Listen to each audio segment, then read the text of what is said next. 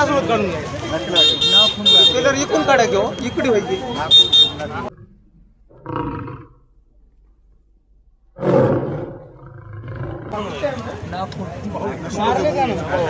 वाचले मध्ये वाघ असल्याची बिबट्या असल्याची माहिती आम्हाला प्राप्त झाली आहे.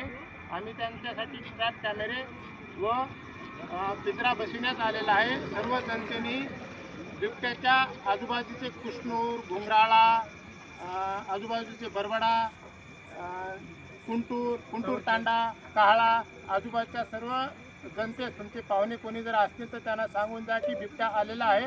रात्री बेरात्री शेतामध्ये जात असताना एकट्याने कोणी जाऊ नये. काम असेल तरच बाहेर पडावे, ते बी ग्रुपने बाहेर पडावे.